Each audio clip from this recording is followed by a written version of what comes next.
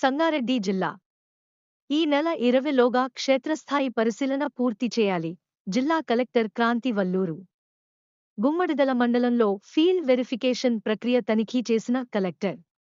ప్రభుత్వం ప్రతిష్టాత్మకంగా అమలు చేయనున్న రైతు భరోసా, ఇందిరమ్మ ఇళ్లు, ఆహార భద్రత, రేషన్ కార్డులు, ఇందిరమ్మ ఆత్మీయ భరోసా పథకాల ద్వారా అర్హులైన వారికి లబ్ధి చేకూర్చేందుకు వీలుగా అధికారులు క్షేత్రస్థాయిలో నిర్వహిస్తున్న ఫీల్డ్ వెరిఫికేషన్ ప్రక్రియను కలెక్టర్ క్రాంతి వల్లూరు శనివారం పరిశీలించారు.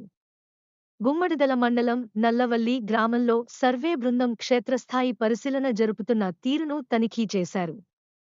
వివిధ సంక్షేమ కార్యక్రమాల అమలు కోసం అర్హులను గుర్తించేందుకు అవలంబిస్తున్న విధానాలను, సర్వే బృందాలు ఇంటింటికి తిరుగుతూ సేకరిస్తున్న వివరాలను కలెక్టర్ పరిశీలించారు. క్షేత్రస్థాయి పరిశీలన సందర్భంగా సేకరించిన వివరాలను రిజిస్టర్లలో స్పష్టంగా నమోదు చేయాలని కలెక్టర్ సర్వే సిబ్బందిని ఆదేశించారు.